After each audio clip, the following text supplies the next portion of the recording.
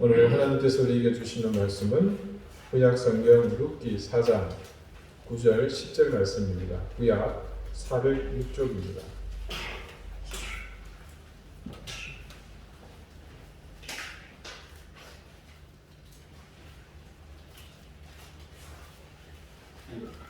룻기 4장 9절 10절 말씀을 제가 읽겠습니다. 이제 다 같이 자리에서 일어나셔서 하나님의 말씀을 경청하십시오. 보아스가 장로들과 모든 백성에게 이르되 내가 엘리멜렉과 기럐과 말론에게 있던 모든 것을 나오미의 손에서 산 이래 너희가 오늘 증인이 되었고 또 말론의 아내 모압 여인 룻을 사서 나의 아내로 맞이하고 그 죽은 자의 기업을 그의 이름으로 세워 그의 이름이 그의 형제 중과 그곳 성문에서 끊어지지 아니하게 하매 너희가 오늘 증인이 되었느니라 하니. 아멘. 자리에 앉으시기 바랍니다. 하나님께서 이 말씀으로 우리에게 은혜 주시기를 원합니다. 룻을 사서라는 제목으로 오늘 하나님의 말씀을 증거합니다. 지난주 엘리멜렉 가문의 기업물을 우선권자는 스스로 신을 벗는 것으로 자신의 권리를 포기하는 의사를 행동으로 보여주었습니다. 자, 그것은 마치 모세가 던져서 깨뜨렸던 그 계명의 돌판처럼 쉽게 깨질 수밖에 없는 율법의 모순이 있었던 것이고 그 모순은 놀랍게도 내적 약속의 상징인 새 언약, 즉 믿음에 의해 극복되었습니다. 그래서 이제 모든 공은 보아스에게로 넘어갔습니다. 지혜로운 보아스는 분명 이 상황을 예견했음이 분명합니다. 그렇지 않고서야 율법이 못 받고 있는 그 상황 속으로 보아스가 무모하게 뛰어들어 왔을 리는 없습니다. 어떤 희생이든 치를 각오가 되어 있었기에 보아스는 자신의 권리를 포기한 우선권자의 제안에 동의했고 그리고 신을 벗고 모든 권한에 대한 이양 절차를 완료한 것입니다. 이제 보아스가 서로 합의된 사실에 대해 그 성문 위에 재판장에 모인 10명의 장로들, 그들은 모두가 베들레헴 성을 대표하는 사람들이죠. 그들 앞에 이제 선언을 하게 됩니다.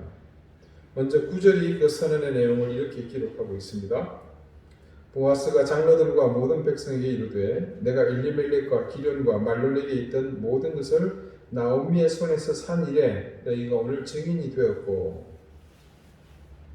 보아스는 지금 자신의 소유로 구입하는 목록들을 세밀하게 나열하고 있습니다.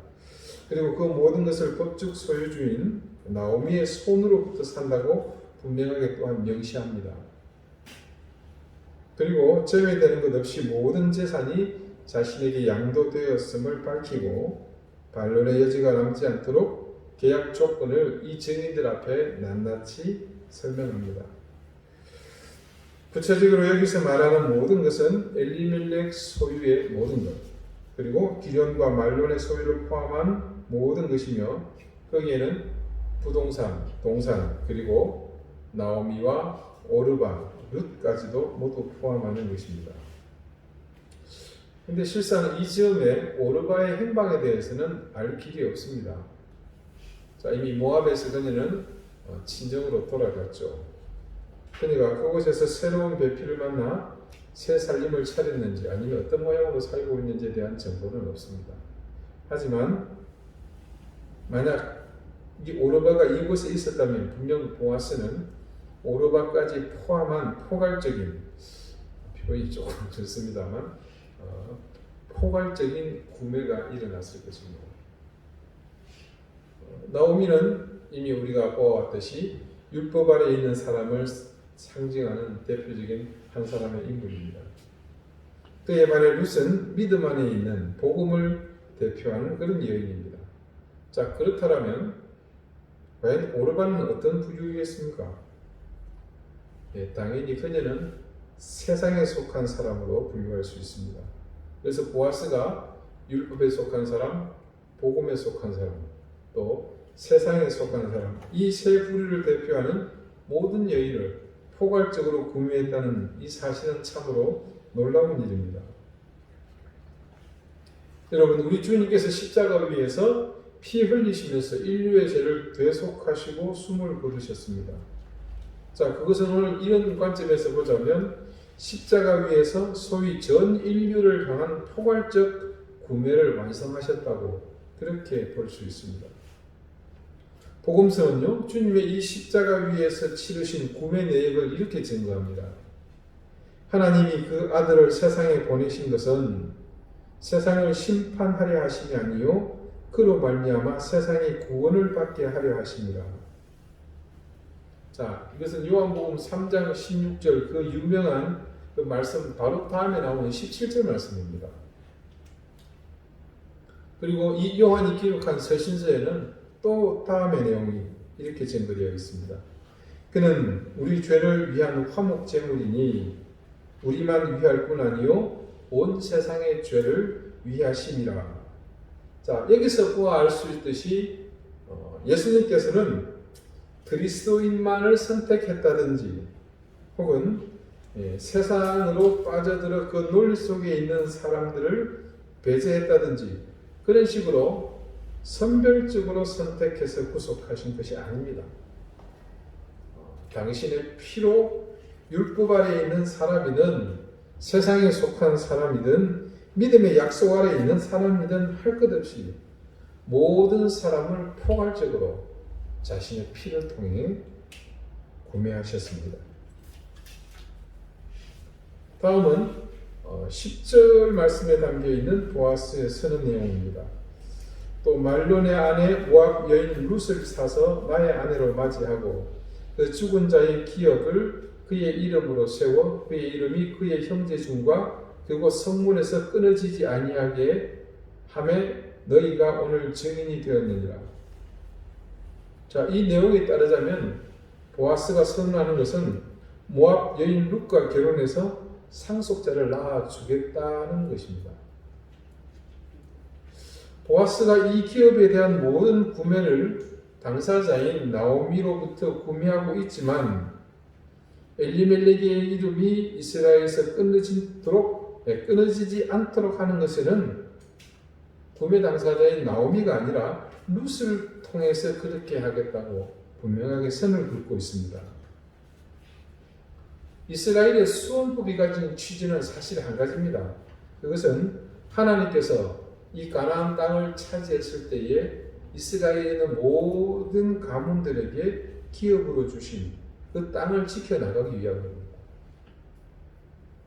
그렇게 함으로써 이스라엘의 모든 가문이 혹 아들이 없어 후사가 없어 멸절되는 일이 없도록 하는 것도 있지만 주변으로부터 보호받지 못하고 또 소외되고 심지어 추출되는 최악의 상황들에 이 여인들이 내몰리지 않도록 또 그렇게 빠져들지 않도록 남자들의 보호막을 제공하는 것이 또 그 근본의 정신이기도 합니다. 자, 설령 그런 취지가 있다고 하지만 사실 대를 잇지 못하는 여인이 있다. 그러면 그 사람의 국한에서 적용하면 그만입니다. 하지만 이미 몇 주 전에 우리가 보았죠. 이 계약서에서 나오미가 누구를 세웠습니까? 대리인을 세웠잖아요. 그래서 우선권을 가진 사람이 그 대리인 때문에 이 조항 때문에 결국은 포기하게 된 것이 었습니다. 결국 보아스는 나오미가 추가해 놓은 이 옵션에 따라서 나오미로부터 재산을 구매하는 것은 맞지만 그 의무를 다하는 일은 즉 엘리멜렉 집안의 가계를 존속시키는 일은 룻을 통해서 하는 것으로 합의가 된 셈입니다.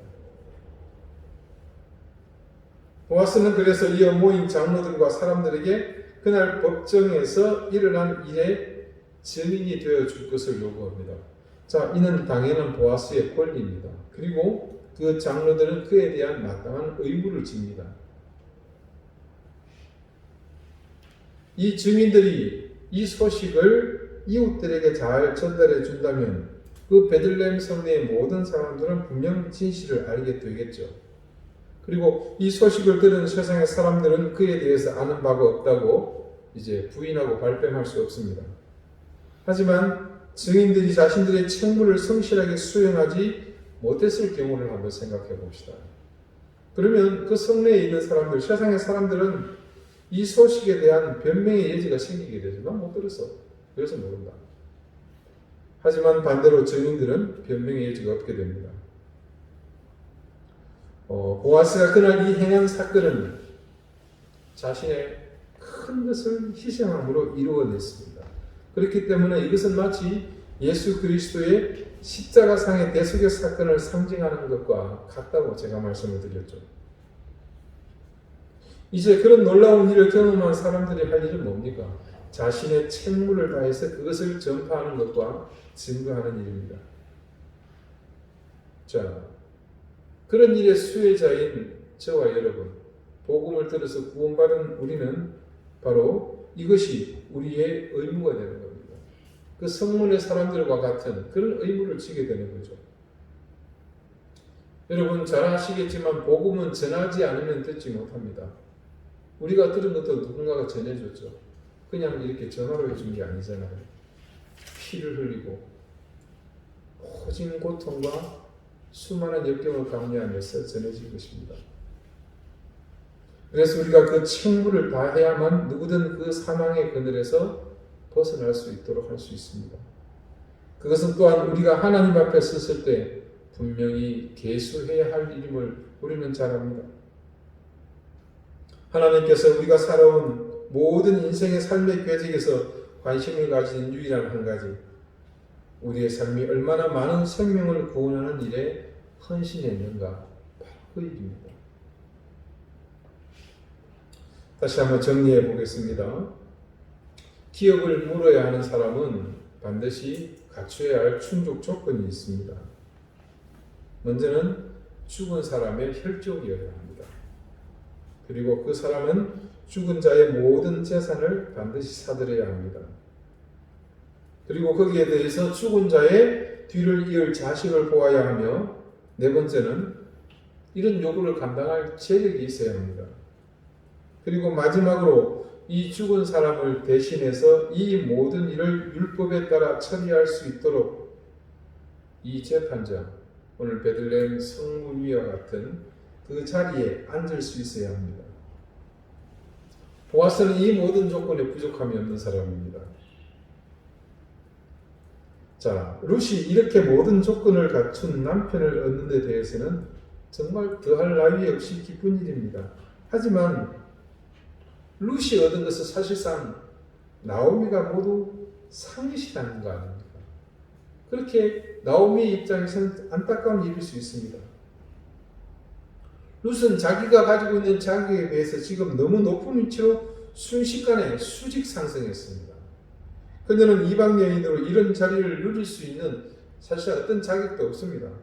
그녀는 어떤 자격, 태생적으로도 그녀는 가진 것이 없습니다. 그렇다면 그녀에게 어떻게 이런 특권이 주어졌겠습니까? 물론 이것은 전적인 하나님의 은혜임에는 이견이 없습니다. 그러나 하나님의 이런 의도가 뿌리 내리는 데는 시어머니 나오미가 자신의 자리를 양보하여 룻을 위해 길을 내어 주었기 때문입니다. 여기서 우리는 다시 한번 복음이 우리에게 전해지게 된 놀라운 비밀을 알게 됩니다. 자, 여러분 한번 가정해 봅시다. 만약에 나오미가 합당한 권리를 가진 사람으로서 자신의 권리를 합당하게 합법적으로 합리적으로 고집했다고 우리가 합리적인 생각을 해봅시다. 결과는 전혀 다르게 나타날 것입니다. 여러분도 이미 이 말씀을 보아오면서 이제 충분히 예상할 수 있지 않습니까? 나오미가 나이 많아 아이를 갖는 것이 불가능하다는 사실을 기업 물을 우선권에 있는 그 사람이 알았지 않습니까? 그는 당연히 주저하지 않고 서둘러 나오미와 결혼했을 것입니다. 나오미도 스스로 잘 알고 있었기 때문에 그것으로 모든 상황은 종결되고 맙니다. 어떻게 해요? 그 기업 물을 우선권이 있는 그 사람의 뱃속만 채우는 그런 상황으로 종료됩니다.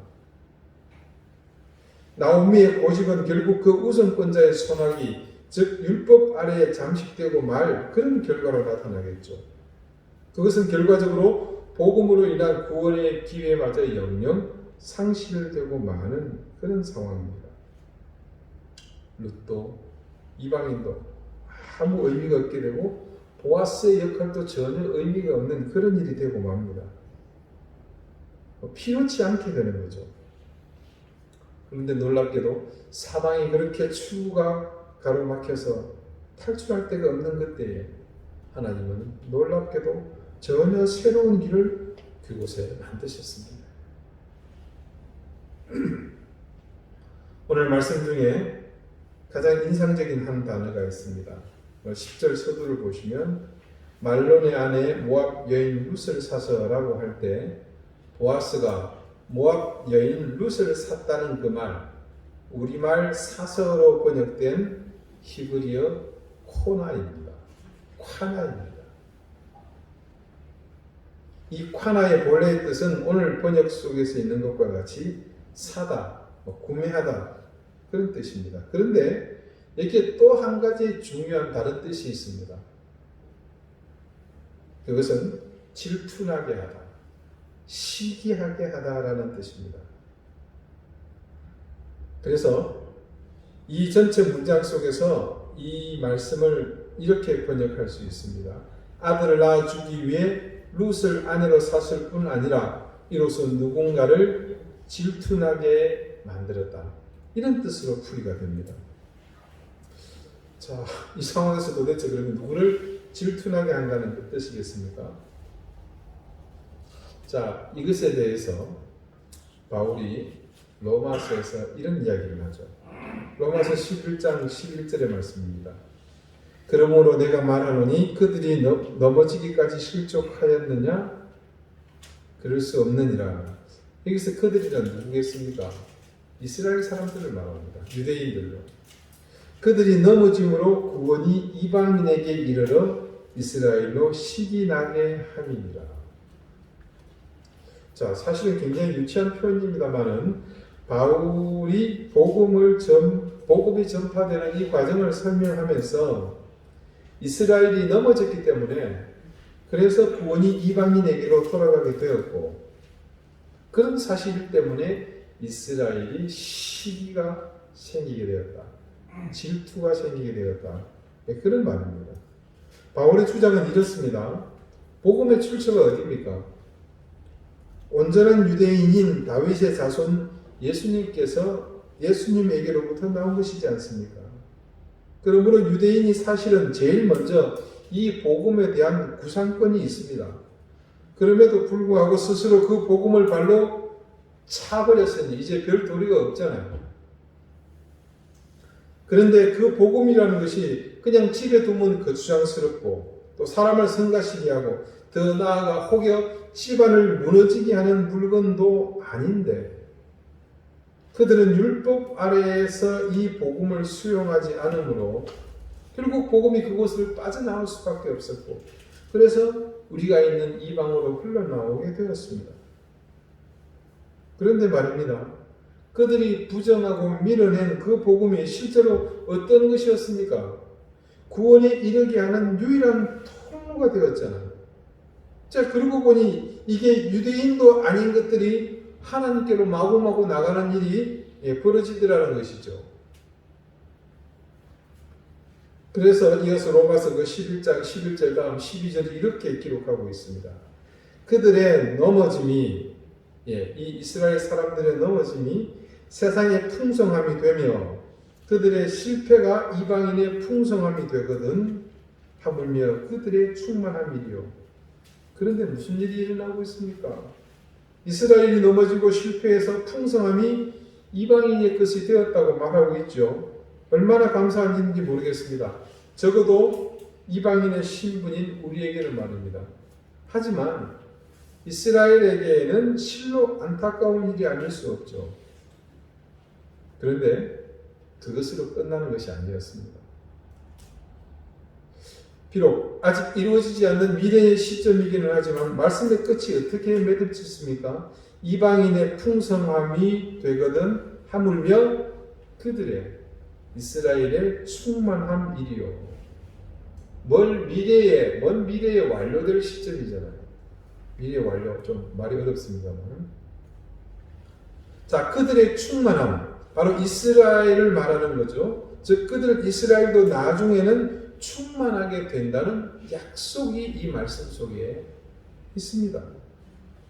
바울의 주장은 그런 겁니다. 이스라엘이 이방인을 위해 좀 뭔가 결함이 생겼죠. 약화되었습니다. 그렇지만 그들이 완전하게 회복될 때는 얼마나 풍성하겠느냐며 기대의 부푼 감정을 자신의 동족들인 이 유대인들에게 나타내는 대목입니다. 자, 복음의 처음 시작을 더듬어 올라가 봅시다. 구원은 처음 이스라엘에서 탈출한 아브라함의 자손들, 야곱의 12아들로부터 구성된 이 이스라엘 사람들과 하나님 사이의 일이었습니다. 그런 자신의 자리를 이스라엘이 이방인에게 비켜주었습니다. 그 결과 이방인이 이스라엘을 시기나게 한 거죠. 하지만 마침내 이스라엘이 영광스럽게 같이 회복이 됩니다. 자, 바울의 논리로 보자면 이스라엘이 넘어지고 실패한 것은 그때 한시적으로 일어난 현상일 뿐입니다. 그렇다면 과연 예수님께서 이 땅에 오셔서 유대인들을 어떻게 하게 하셨습니까? 화나하게 하실 일이 일어나게 되었습니다. 그래서 우리가 그 결과로 구원에 이르게 되었죠. 자, 그렇다면 과연 그 화나가 이 나오미의 집안에서는 어떻게 일어나게 된 것일까요? 자, 이 베들레헴 성에는 그 성문에서 이 보아스가 선포하게 된 이 화나는 과연 그곳에서 어떻게 일어난 겁니까? 나오미는 모든 것을 잃고서 텅텅 빈 손으로 돌아왔죠. 그런 나오미가 이제 어떻게 풍성해질 수 있겠습니까? 어떻게 넘어지면서 회복될 수 있겠습니까? 여러분 기대가 되지 않아요? 바울이 주장한 것처럼 과연 나오미에게도 질투심은 일어나야 하는 것일까요? 자, 여러분 질투심을 어떻게 이해하십니까? 굉장히 쉬운 질문 아닙니까? 내가 없는 거 남이 가지고 있으면 질투 나잖아요. 나도 있는데 대신 남의 것이 더 크면 시기가 생기고 질투가 납니다. 그런데 여러분 질투심이라는 것이 시기나게 하는 것이 꼭 부정적으로 물질에 제한된 것만은 아닙니다. 이런 한 설례가 있습니다. 어떤 이방인 남자가 정통 유대인의 장례식에 유대계식으로 행해지는 그 장례식에 참석을 했습니다. 아주 말끔하게 그들에게 흠잡히지 않는 대로 정장을 하고 정말 차림새를 제대로 해서 정갈하게 참석했습니다. 그런데 어젯밤 그 지역에 엄청난 폭우가 쏟아졌습니다. 길이 온통 진흙투성입니다. 그런데다가 묘지는 더군다나 매장하기 위해서 지난밤에 흙을 파놨는데 그게 비가 쏟아지니까 발목까지 이 물에 섞인 진창이 된 흙이 올라올 정도로 엉망입니다. 이제 매장을 하려고 하는데 상당히 불편합니다. 어려움이 많습니다. 그때 이 이방인 남자가 그런 상황임을 보고는 스스로 옷이 더럽혀지는 것에도 아랑곳하지 않고 함께 들어가서 관이에 흙을 쓸어넣는 일들을 도와서 함께 삽질을 합니다. 매장 절차가 끝나고 조문객들과 함께 서 있는 그 사람에게 한 여성이 이렇게 얘기합니다. 당신이 한 일이 큰 은혜가 되었습니다. 그러자 이 남자는 그 사람이 당연히 유대인일 것이라고 판단을 했는지 그녀에게 선뜻 나는 유대인이 아닙니다 라고 말을 하는 겁니다. 그러자 그 여자도 그래요. 자신도 유대인이 아닙니다. 갑자기 약간 좀 경상도어로 뻘쭘해지죠. 그래서 이 사람이 어색한 김에 내뱉은 말이 이렇습니다. 저는 그냥 유대인을 사랑하기 때문에 한 일입니다. 자, 며칠이 지나고 애도 기간이 끝난 뒤 그 유대인 가정에 장례식에 참여했던 지인들이 함께 모였습니다. 모두 거실에 둘러앉아 있는데 장례식에 참여했던 유대인 여성이 말을 꺼냅니다. 그때 그 묘지에서 있었던 일을 정말 잊지 못할 거예요. 그녀의 눈가에 맺혔던 눈물이 볼을 타고 내립니다. 그리고 말합니다. 나는 그 사람이 삽을 들어줄 줄 정말 몰랐어요. 그러자 거실 여기저기서 감탄사가 흘러나옵니다. 이방인의 신분으로 유대인의 장례식에 참석해서 자신들을 위해 굳은 일을 도와준 것에 대해 그들은 감격했습니다.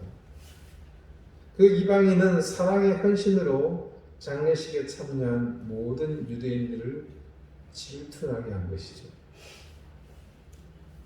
그 사람의 눈에 보이지 않지만 너무나 선명한 유대인과 이 이방인의 사이에 그어진 경계선을 넘어서 용기 있는 믿음의 행동을 이 사람은 보여준 것입니다.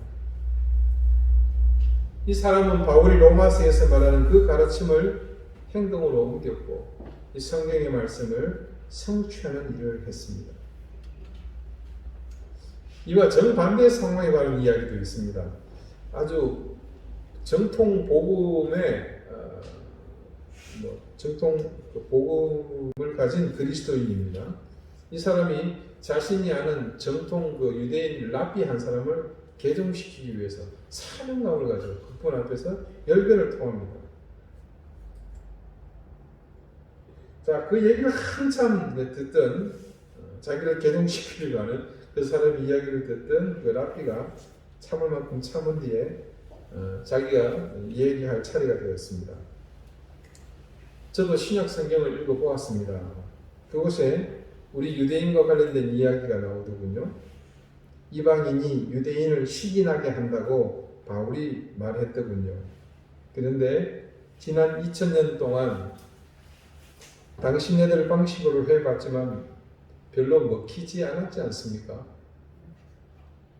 당신이 어떻게 하면 우리가 시기하게 될지 말해 주겠습니다. 그냥 우리를 사랑해 주시면 됩니다. 우리가 가진 성경에 대한 지식이나 학식으로는 단 한 명의 유대인도 시기나게 할 수 없다는데 모든 그리스도인들이 아마 공감할 것입니다. 성경에 관한 한 우리가 그들의 상대가 되지 않을 뿐 아니라 또 그렇게 된다는 것을 우리도 그들도 잘 압니다. 하지만 모든 그리스도인들이 그럼에도 불구하고 무조건 사랑하는 일에는 동참할 수 있습니다. 우리도 장례식에 참석한 그 이방인 남자와 같이 각자의 삽을 들고 유대인을 사랑하는 일에 함께 힘을 합쳐 삽질할 수 있습니다. 나오미의 가족 룻을 포함해서 그 불쌍한 여인들을 위해 보아스가 희생한 것은 바로 그런 더 깊은 의미가 중첩되어 있었습니다. 여러분, 살면서 누군가를 질투나게 만들어 본 경험이 있으십니까?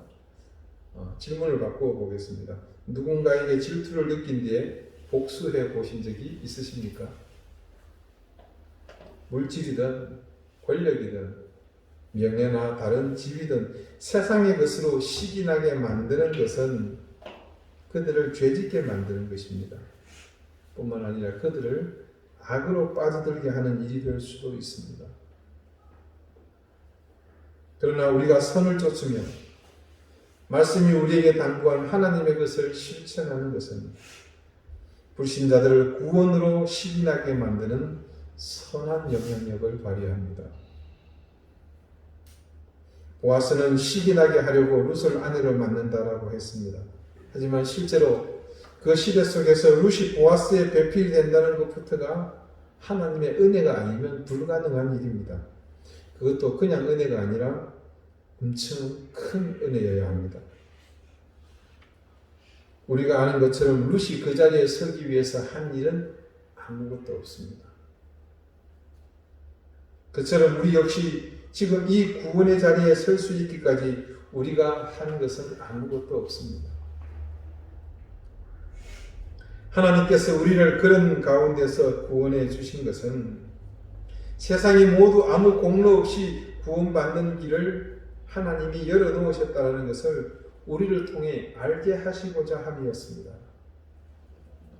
우리가 이런 은혜를 입어 구원의 자녀가 됨을 세상이 알도록 하는 것은 바로 그들에게 우리의 행실을 통해서 구원받은 자의 기쁨과 행복을 드러내어 그렇게 보여줌으로 우리를 향해 질투를 느끼며 시기나게 하는 것에 있습니다. 보아스의 오늘 관한은 단지 한번 선심 쓰듯이 그가 자신의 의지를 펼친 것으로 끝나지 않았습니다. 보아스의 모든 행동이 그랬듯이 이 콰냐도 가리키는 방향이 있었습니다. 그것은 바로 오늘 우리가 이르게 된 구원의 열쇠이신 메시아 예수 그리스도이십니다.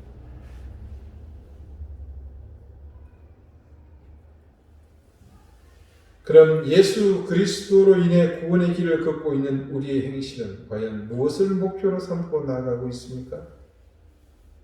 여러분, 예수 그리스도의 은혜로 구원받은 사실을 망각하지 않는 한 결코 우리의 삶의 방향도 보아스의 삶이 가리키는 그것과 다르지 않아야 합니다. 우리의 온전한 구원은 오늘 보아스가 그 기업물을 책임을 행하며 환화함으로 자신이 대가를 치르며 포괄적 구매를 감행했지만 동시에 그 행위를 통해 모두를 시기나게 만들었듯이 우리의 모든 신앙의 삶도 그래야 할 것입니다.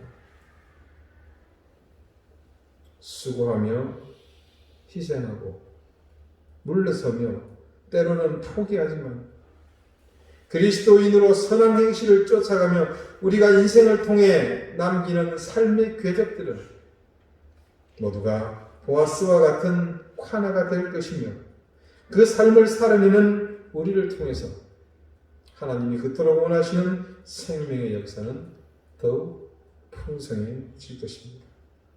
기도드리시겠습니다. 우리를 구속하시기 위해 십자가 위에서 피 흘려 포괄적으로 우리를 환화해 주신 주님, 오늘 주님보다 앞서 스스로가 짐을 짊어짐으로 선을 행함으로 시기나게 했던 보아스의 희생이 따르는 그 선택을 보며 우리의 인생도 보아스의 환화가 가리키는 그 목적대로 살기 원합니다. 주님의 거룩한 희생은 단지 우리에게서 머물고 뿌리내려야 하는 것이 아니라 세상을 향해 이웃을 향해 끊임없이 흘러가야 할 생명수와 같기에 오늘 우리의 삶이 보아스가 보여주는 그 삶처럼 되게 하셔서 우리의 선한 행실을 통해 더욱 많은 생명이 살아나며 풍성해질 수 있게 해 주십시오. 예수 그리스도 이름으로 기도드립니다. 아멘.